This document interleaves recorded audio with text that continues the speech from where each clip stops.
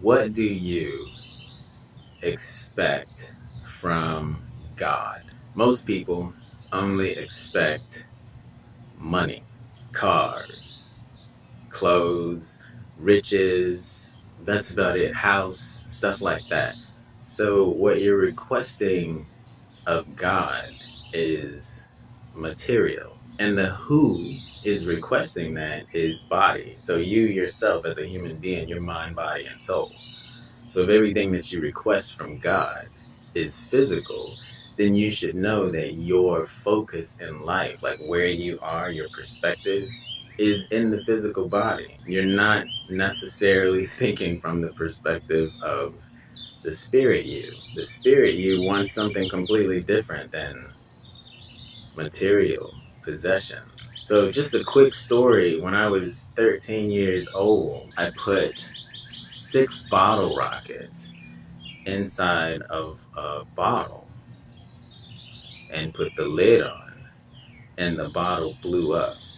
And the explosion, I was literally sitting right beside the bottle when it blew up, and I was on my front porch. My parents were there.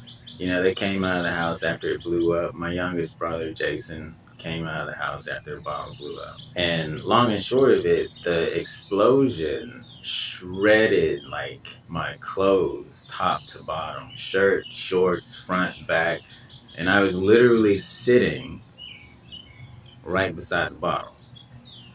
So at the time, like what I expected was that I would be all right, you know, that I would just, go through the experience of sitting inside of an explosion, because that's what my paradigm was. I wasn't associating God to any possessions. I was associating God with miracles in real life. So at a certain point in time, you have to think, if all your perspective is on is the material world, what God can do for you is always materialistic, then you have to wonder what spiritual possibilities exist on earth that you're not taking advantage of just because your paradigm is so limited. I guess what I would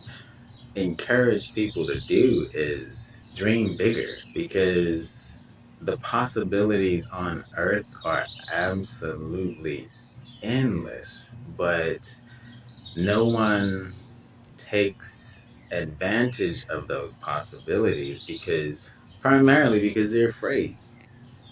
It's all fear. Like, you would be afraid to blow yourself up because you think you're gonna die. You'd be afraid to get divorced because you think you'll never find another person, you know. Or afraid to, be bankrupt because you'll never get to, you know, that same financial status ever again. You have the ability to do every single possible thing that you want. And generally, it's the negative you that's on the inside that's telling you that you don't have that possibility. Whether it's you losing weight, stopping eating as much as you do, drinking, smoking, whatever. It's something inside of you saying that you're not good enough. But the truth is every single human being on the face of the earth has the potential of becoming greater than Jesus Christ himself. And he said the same thing. It's like, yo, what's your imagination if he's showing you this is what he can do? Shouldn't you be imagining something greater? And that's all he's saying, but for most people, they imagine themselves just being less than him. No matter how many times I tell that story about being blown up-ish, and like my neighbors, like across the street, I think Michael J's father found glass in his yard. Miss Newberry found glass in her yard. Camille them, or was it? I think it was Camille them. Yeah, I think, yeah, Camille and found glass in their yard. Anyway, there was glass in yards across the street, yo. But did that change my parents' paradigm? Nope. Did it change my brothers? Nope. So for me, I saw, so I believed, but I think, like, if you don't see for yourself, you will never believe. And if you don't have enough courage to test or try, then there ain't no hope. Because there's no initiative inside of yourself. So I guess my encouragement to everyone is just like, be bold, be as bold as possible. Because you only get this one life in this one physical body, you know? All y'all think that you gonna live, die, and then go into heaven and retire. Yo, that's some bullshit. There's no retirement. It's just continuous growth and improvement.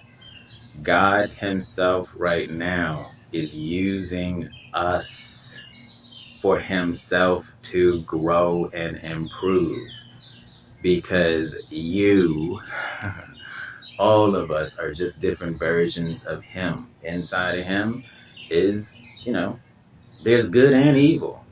That's why on earth there's good and evil. Who prevails? Evil. Why? Because good inside of people is just weak.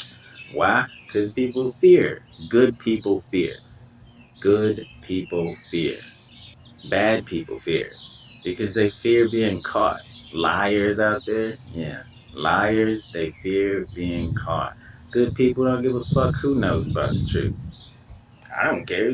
I tell my truth at any point in time, no matter what. Because I don't give a fuck about anybody's opinion, and there's nothing that you can do to me. My life is between me and God. Give a fuck about you and your opinion.